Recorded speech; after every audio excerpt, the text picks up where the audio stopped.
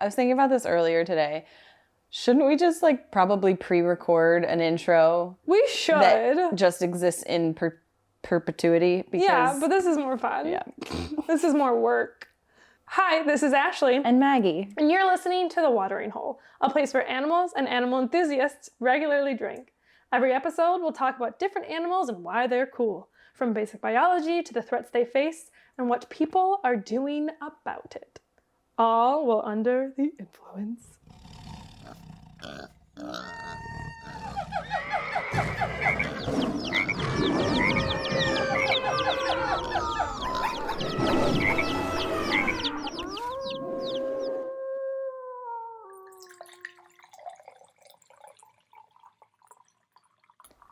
Boom! One of these days we're going to break our glasses. Let's not do that. Let's not jinx ourselves. So excited to be here again. As always, it's always a pleasure to drink with you and to talk animals with you. Always. It's my favorite part of, life, talking animals. It's my favorite part of the week so far, and we've only been doing this a couple weeks. Oh so my gosh. I know. I'm honored. We already caught up a little bit before this episode, but are there any updates that we want to share? Go ahead. Oh, well, now I feel like this isn't quite in the line of what you were asking, but I think I have an ant problem. And by that I mean, the last 2 days while I've been working from home, I've killed 5 ants that just wander across my desk, but only 5. So it's not an ant problem. That's where it starts. But why are they on my desk? They are seeking out new opportunities and territories. But it's just so, literally one was, crawling across the top of my screen. So are they coming from your plants? Maybe, but there's no plants over there. I mean, they can walk along the wall. But why are they finding from the me? windowsill? What's happening? I don't know. Maybe you're the head ant. Because you are an ant. I am. They know. They're like, this is a good ant. So, but did you want a different kind of update other than my potential ant problem? No, I think you're going to have to keep us posted because this time next week, they could just be sitting on our laps swarming us. Just wait. One will crawl across your computer soon enough. I look forward to it. So what was the story we wanted to share last week about Kenya? There was something funny. The potential... Yes. Okay. So we wanted to share a story about Kenya last week. So while we were there, Ashley and I were sharing a room in this ranch-style dormitory at the Conservancy. So it's in the middle of the savannah, essentially. Yeah.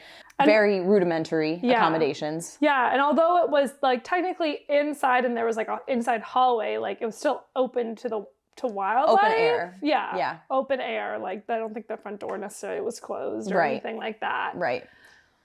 But so it was hot. I get so cranky if I can't fall asleep because it's hot out. But so we were in this stone wall little room. So Maggie was like, I'm going to leave the door open for better airflow. And I was like, sure, sounds great. We're at the end of the hall in this remote, accommodations, totally cool. And so we go to bed. Couple hours later. It's also, keep in mind, they turn off the power at around 10 p.m. So there is no electricity. There's no light. You're in the middle of Africa and you can't see a thing. Yep. And so wake up a couple hours later because there is a noise outside of the door. Which to me sounded like the noise in Psycho. Yes. Getting louder and louder. It was really crazy how it started from far away and then you could progressively just hear it getting louder, which means it's getting closer. Oh my God. And so my bed was situated next to the bedroom door. Ashley was across the room.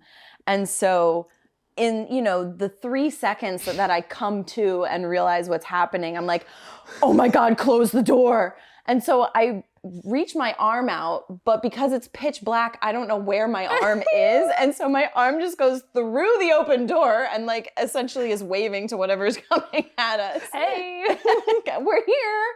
And so, but then I realize and I get my hand on the door and I just slam it shut. Also to the point where half of my mosquito net is now in the door and I don't care. I feel like it's gone forever. Don't worry about it. It's fine. And we hadn't spoken. Neither of us knew like we were awake. And so I think like 2 more seconds go by and I go, did you hear that? I was like, yeah, I heard that. No, I'll never sleep again. Do you think it's in here? That was the follow-up. That was the follow-up. And so I got my cell phone and I was like, I'm going to look under your bed. Oh my God. The like most terrifying thing, because if scary things happen, I just don't move. Like I shut down. I'm like, okay, well, I guess I die here because I'm not moving. Do you feel safer if you pull the covers over your head? Oh, absolutely. Absolutely. A blanket can defend a serial killer if needed. I know. I felt pretty safe in my mosquito net. Right? I was like, I'm in the mosquito net, so nothing can harm me. Oh my gosh. But I looked under Ashley's bed. Nothing was there. I looked under my bed. Nothing was there. So presumably it did not get in. The next morning we wake up and tell everybody about this traumatizing event. No one else heard it. No. Didn't believe us. Just came to visit us. But then it happened again 2 more times. Well, yeah, because we left the door open again. Whereas like this would never happen again. No. That loud slam of the door clearly scared it away. Right? No way. Absolutely not. That animal's gone. But yeah, that was terrifying. Absolutely terrifying. Fortunately, the 3rd time it happened, other people heard it. And we were like, that's it. That's the noise. To this day, we cannot confirm what it was. We're like, I would say 90% sure it was a bush baby. Mm-hmm. Because I think if it was a bird, I feel like we would have heard rustling and it would have maybe moved faster. Yes. I think it was probably a bush baby hopping down the hall. Trying to get to our snacks. Because we had a lot of them. We did. That's what it was. That's what it was. But it was so terrifying. If you have been on safari and have had a moment like this, or you know exactly the noise we're talking about, please let us know. Please. Literally the sound from Psycho. That which like, why can an animal not that make quick? That noise? Was it that quick? I can't remember. At this point, my brain's like convinced it was just a psycho murderer. Yeah. So it could have been slow. It could have very easily been slower. But yeah, that like I don't know how to describe that sound other than that way. Yeah. But that it's very eerie. Oh, it's terrible. And oddly enough, if you Google animal in Kenya that makes psycho killer sound, you don't get a lot of results. Found that out the hard way. Results minimal. But yeah, that was terrifying. Oh my God. And like, here's the thing: when you're in Kenya, like where we were, you hear noises in the distance. Absolutely. Like, you'll hear hyenas or like lions and stuff like that. It's different when it's in the hallway. Mm-hmm. And unidentifiable. If it was a hyena, I think I just would have been like, oh shit, let me quickly close the door before it gets closer. But for some reason, not knowing what it is just so much worse. Oh my God. And also, if you don't know what a bush baby is, go ahead and Google it. It is the least terrifying thing that could have been. But here's the thing, I also don't want it climbing over me at night. No, certainly not. No. With its long fingers. Ooh. Just poking me. Tap, tap, tap. Don't like that. There's just an eye got into your bedroom? Absolutely not. Oh my God. An eye? No. No. Should we get into some other animals? I'd love to hear about something different. Just a quick segue into a different animal. We're in a different region. We're a different group of animals. Okay. We're brand new. You ready? I'm ready. Fresh. Gonna take a big swig of this prosecco. You better, because I am running low already. I know, I can tell. Okay, so I have 3 clues. Okay, wow. Well, 2 of them are not helpful. Well, one of them's helpful. None of them could be helpful, because my first clue is I don't think you'll get this unless you specifically know this animal. Unless I specifically saw what animal you're doing when I opened my laptop earlier. And so I'm maybe I saw Maybe you saw the other one. Yeah. So I don't think you'll get this. I think it's one of the coolest fish ever. It's a fish. Yeah. Okay. So you saw a different one? Nope. Keep giving me me the... I'm playing along. Keep giving me the hints, And then though. the last clue was, if it were a Lord of the Rings character, it would be Legolas. Oh, that is a very, very good clue. Maggie, what is it? It's the archerfish. It is. Do you know what an archer... Have you heard of this fish Absolutely before? not. I am just imagining a fish with very dexterous front fins holding some kind of coral shaped like an arrow, a bow. I wish, but it still is just as cool. Okay, perfect. I will say it does not shoot arrows, but we'll get to why it's called an archerfish because it's pretty freaking awesome. Also, side note, did you know that Orlando Bloom in like the first Lord of the Rings has, I think, 7 lines total? I think it's the third Lord of the Rings. He has like 7 lines. It's really silly. He barely talks. If you pay attention in the third, he says like 3 things and they're all so unnecessary. It's like, filler when... there's a moment when they're in Minas Tirith and they're talking at the end, like, we have to go create a distraction for Sauron. And Gimli and Aragorn are pretty much moving the conversation around. And then all of a sudden Legolas just chimes in, a diversion. That's it.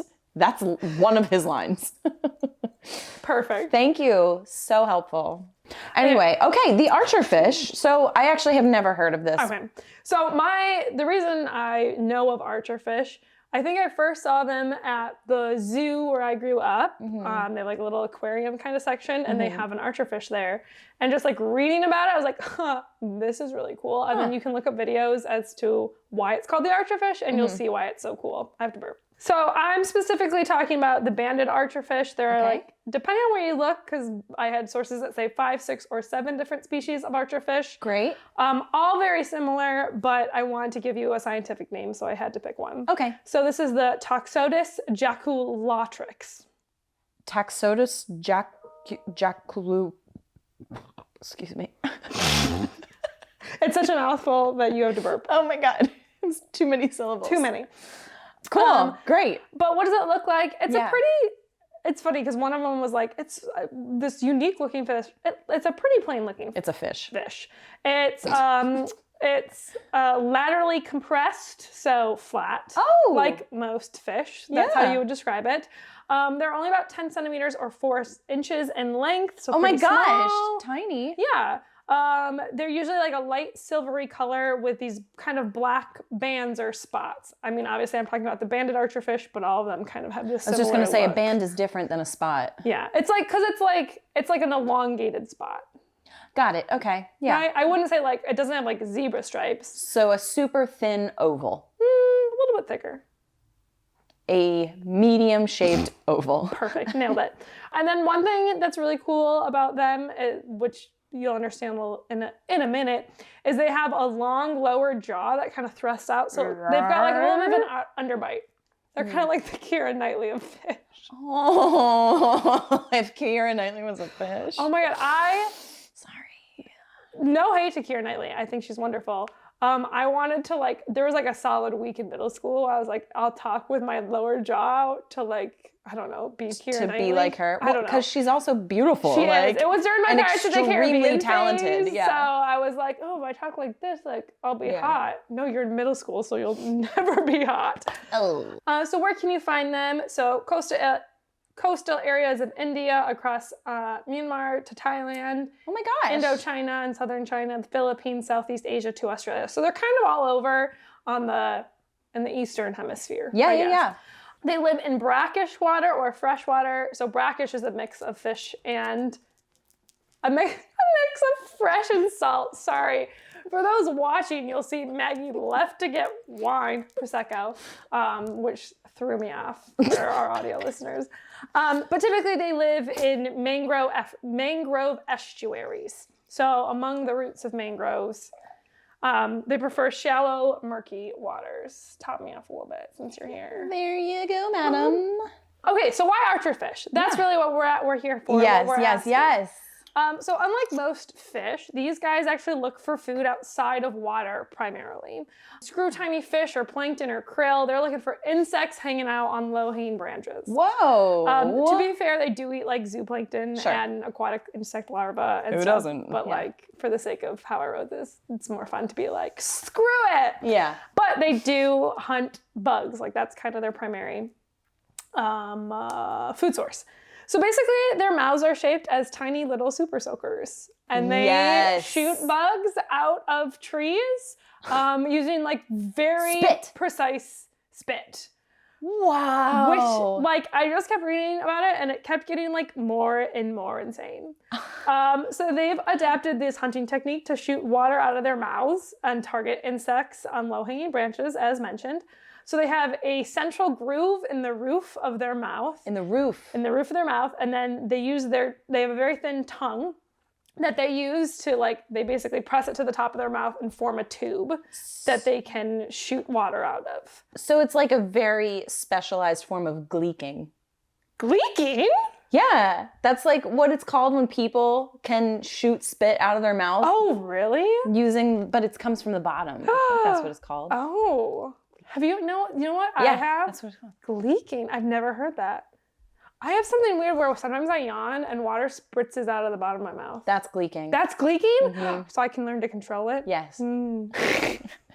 What a superpower. I wish I was around to see you yawn and then just slobber come It's always embarrassing. Oh my God. I dropped Ollie off at the dog sitter's for the first time. And it's like a half-hour walk if I walk it and not drive it. And so my nose was very runny. My nose is very runny in the morning. And I'm literally talking to her, like, trying not to, like, sniffle. And snot just falls out of my nose. Oh, no. That's disgusting. And I was like, well, this is mortifying. But have a great day with Ollie.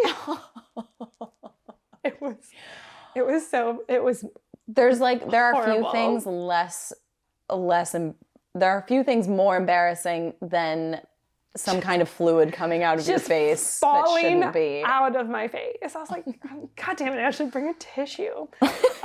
Anyway, so they form this tube, and then they have very strong jaw muscles, and then they close their gill covers to forcefully expel a stream of water out of their mouth, basically acting like a water pistol. Oh. There were actually researchers in Germany that spent a year training archerfish to shoot targets. Because they had to catch it on, like, slow-mo camera. So they had to, like, have them actually shoot targets so that they could study them. Turns out they can control the speed of the water jet depending on, like, opening their mouth.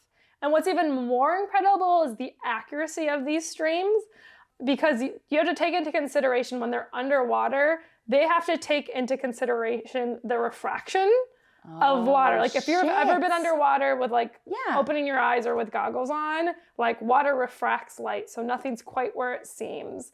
They do have forward-facing eyes, not like human forward-facing, but more so than other fish, to give them binocular vision so they can kind of judge distances. So, like, they'll be, like, on top of the water, like, looking out. But, like, beforehand, they have to, like, kind of, make that compensation. But yeah, they can shoot water up to distances. Guess how far? I'm going to say 100 yards. Okay, that's far too far. They're 4 inches, Maggie! 5 feet. 5 feet. It's 5 feet. Which is still incredible. That's like the size of a person, and it's a 4-inch fish. And the thing is, they're accurate. They're accurate. They're not just, like, shoot, spray, see what happens. They're hitting targets out of trees. They have picked a niche like no other. That's so amazing. And they're, like, just so, like, they look like a nothing fish. Like, they're just like they just look like fish with an underbite. I know, Argos. Can you hear? Apparently this is really boring for Argos. But yeah, apparently, how strong is this stream? As a human, if you were to get hit by it, it would sting. What? So there's definitely, it knocks things out of trees. So there's definitely... Good for them. Definitely force behind it. So usually it'll knock bugs out of trees and they go up and they eat them up. That's remarkable. But apparently they can also leap out of the water up to a foot to snatch an insect. Why not? If it doesn't work, I guess. Or they're just not feeling it. You know? I got my jaws tired today. Right? Conservation-wise, they're threatened by habitat destruction and pollution. They live in the water. They live in mangroves, which is a very, like, threatened ecosystem. Like I said, there's between 5 and 7 species of archerfish, depending on where you look. And they're all within stable and or unknown population trends. Sure. So relatively, they're doing okay, but they do live in pretty threatened environments. Yeah. But I just think they're, like, the coolest fit. Like, that is so cool. I just can't get over how specialized that is and how a species evolved to do that and so precisely and accurately. Yeah, like, go watch videos of it. Freaking incredible. Like, it's more, have you ever gone to a carnival and they have the like super soakers or whatever? It's more precise than that. Like, it's 100% more precise. And I know because I spend a lot of money on carnival games because I need to win things. But they're incredible. I remember when I first learned about them when I was probably in like 6th grade at the zoo or whatever. And now every time I go back, I'm like, are the archerfish still there? Oh my gosh. And they're pretty popular in aquarium, but they do have a hard time feeding them because they're technically like mainly carnivorous. Yeah, and like want to hunt. And they want to hunt. Oh, that is incredible. So that is the archerfish. Thank you for teaching me about a new animal. You're welcome. So I think I got really excited as you were talking about this because so many of the specifics to your animal are similar to mine. What? So first of all, I don't have great hints, so I'm just going to kind of describe to you what I did, what I chose. Sorry. Thank you. If you've watched any of David Attenborough's specials on the ocean, you've probably seen this animal. Its scientific name is Pseudobiceros bedfordi. So pseudo, fake, biceros, horns. Fake horned. Fake horned. It is in the kingdom Animalia, but in the phylum Platyhelminthes. My favorite. Yeah, which is a phylum of simple bilaterian, unsegmented, soft-bodied invertebrates. Fuck? It's a giant squid? Everything Is that it an octopus? Just wait. So all of those words that I just said, it makes no sense. But if you think of it in plain English, okay, so an unsegmented, soft-bodied invertebrate, think of a worm. Think of a worm. It's a flatworm. Okay. So just think of a worm and then flatten it so that it looks 2D. Flatworm. And now make it soft because it's soft-bodied. Yeah. Make it soft so that when it moves through water, it looks like a magic carpet. Ooh. And you have the Persian carpet flatworm. Oh my God. My favorite of all the flatworms. Honestly, it probably should be because this thing is beautiful. I'm Googling it. I have a video to show you that we can share on our YouTube. But so it's an absolutely beautiful. Oh my God! It looks like a nudibranch. Like so similar to nudibranchs.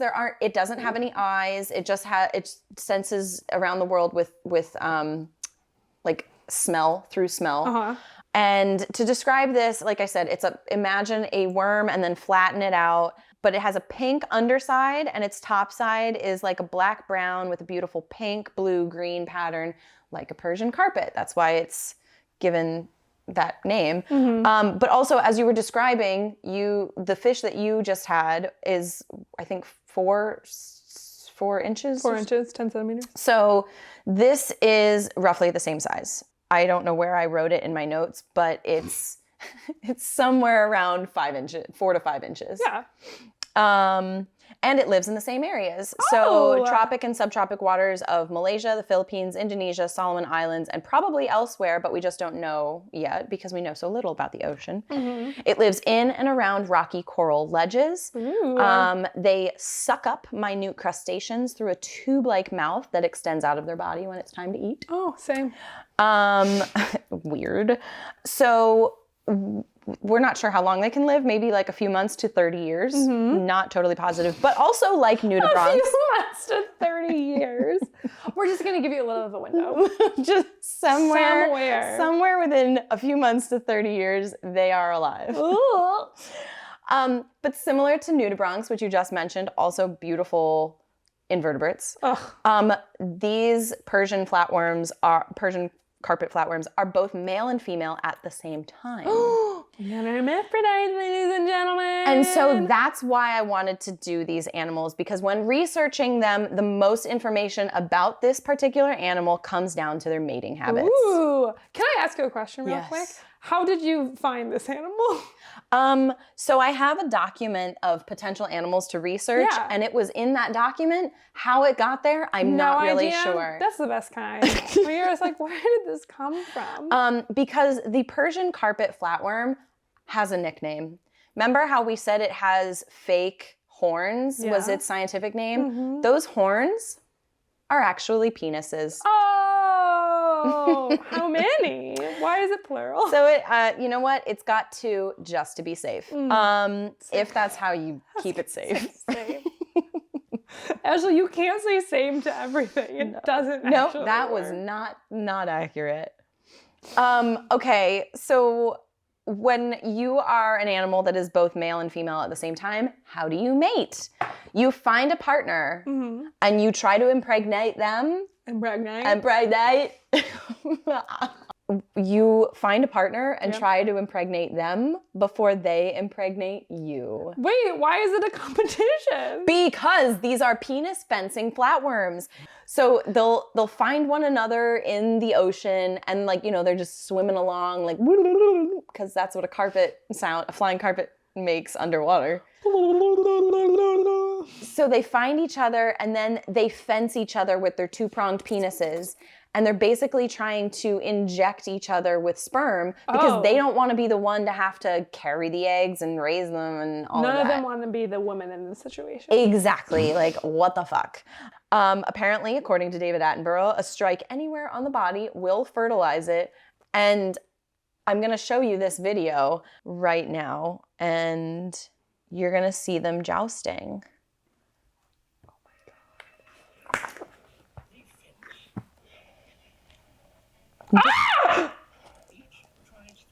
Oh! Without being stabbed first. My God! Look at them twist and turn. Oh, and there goes some semen. My God. My God. And then... He's not interested. A successful strike. Oh, he won. Look at the now female, the now mother is like, oh, God damn it. The impregnated flatworm is left with a scar and the labor of laying the eggs. Ew. So, I mean, I just feel like it's very symbolic of womanhood. You're fighting to not carry the child. I mean, it's really, both they fence because neither of them want to be it's risky. The mother and effort. yes, and they would rather live a life as some kind of carefree. They want to be the bachelor bray, It happens. Yeah, I don't know. So that's insane. It's a really beautiful, tiny little creature in the ocean, but is an extremely anti-parent creature. Vigorous mater. So that's the penis fencing flatworm, and because it's tiny and it's in the ocean and it's we just don't know much about it. Isn't it interesting to think who discovered this? Who found it and was like, I'm gonna follow this flatworm, and it was like, oh my God, what are you doing? I think about this all the time with unique animals is who decided to study this? Who decided to follow its mating habits? How did we get here? Yeah. I heard it was on NPR on Wait, Don't Tell Me. Did you hear the episode about they're talking about the Greenland shark? That they don't mate until they're 100 years old? Yes. And it was who was following them around? Was it the Greenland shark they were talking about, or was it whale sharks? I think it was the Greenland shark because I know that shark and it looks crusty. It's an ancient species. I mean, the fact that the Greenland shark is probably the oldest living animal is really badass. But can you imagine having to wait until you're 100 years old to finally get some? My God. Nope. My God. But, I mean, that's their prime. Right? So. I'm only 100 years old to be our prime. God. But no, it's wild to me. Like, especially things in the ocean, too, where I'm like, how did we discover this? It is such an incredible place. Wild. Well, I think this is just a good reminder that we're animal enthusiasts. You can tell we're really excited about this, but we're not experts. So, like, even when I was doing research on this penis fencing flatworm, I found a lot of conflicting information. Like, they do have eyes, they don't have eyes. Frankly, I trust David Attenborough over the other site that I found, so that's why I went with they don't have eyes. But do your own research. We just want to get you guys excited about animals like we are so that maybe you can help with their conservation too or support entities that are doing it. Yeah, I think that's the biggest takeaway of every episode. Always. Right? All the time. I don't know. That's my segue. Am I supposed to do the ending? I think maybe. We had this discussion last time. I don't remember what happened. Don't remember. Thanks for joining us on this episode. If you like our podcast, check out our Instagram at The Watering Hole Pod.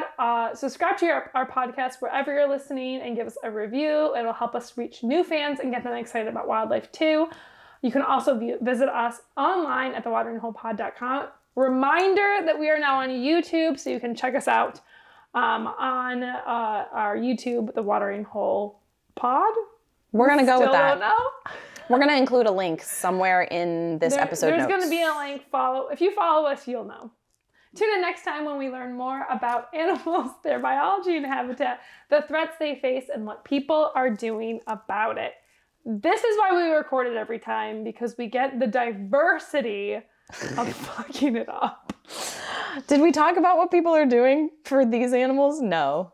I talked about mine being a little bit. I sure didn't. That's Whatever. okay. Sometimes we talk about it more, and sometimes we don't. Sometimes we just want you to get excited. So just get excited. That's something you can do. That's what people are doing about it. Okay, I'm gonna go cut this camera. Whoa. Bye. Bye.